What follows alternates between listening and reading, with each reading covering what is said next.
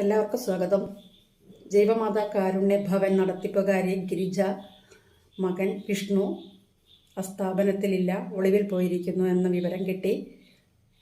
സ്ഥാപനത്തിലുള്ള അന്തേവാസികൾ, കുട്ടികളും പ്രായമായവരും ഭക്ഷണമില്ലാതെ ബുദ്ധിമുട്ടുന്നതായിട്ട് ഒരു അറിയിപ്പ് കിട്ടിയിട്ടുണ്ട്.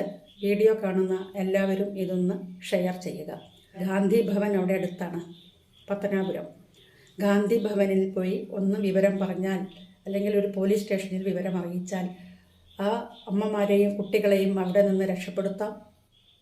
അവർക്ക് ഭക്ഷണവും കൊടുക്കാം. അവർക്ക് ഭക്ഷണത്തിനാണ് ഏറ്റവും കൂടുതൽ ബുദ്ധിമുട്ടായത്. അതുകൊണ്ട് എത്രയും വേഗം തൊട്ടടുത്തുള്ള പത്തനാപുരത്തെ ഗാന്ധി ഭവനിൽ ഒന്ന് അറിയിക്കുവാൻ ഈ വീഡിയോ കാണുന്നവർ ഒന്ന് ഈ വീഡിയോ ഷെയർ ചെയ്ത് പത്തനാപുരത്തുള്ള ഗാന്ധി ഭവനിലേക്ക് എത്തിക്കുവാനുള്ള ഒരു ശ്രമം ഉണ്ടാവണം. അവിടുത്തെ അന്തേവാസികളും കുട്ടികളും പട്ടിണിയാണ്. ഇന്ന് ഭക്ഷണമൊന്നും കിട്ടിയിട്ടില്ല. നടത്തിപ്പുകാരിയായ ഉദയഗിരിജയും ഗിരിജയുടെ മകനും ഒളിവിൽ പോയിരിക്കുന്നതായിട്ടൊരു വിവരം കിട്ടിയത് കൊണ്ടാണ് ഇപ്പോൾ ഈ വീഡിയോ ചെയ്തിട്ടുള്ളത്. എത്രയും വേഗം ഈ വീഡിയോ ഒന്ന് ഷെയർ ചെയ്ത് മറ്റുള്ളവരിലേക്ക് എത്തിക്കുക.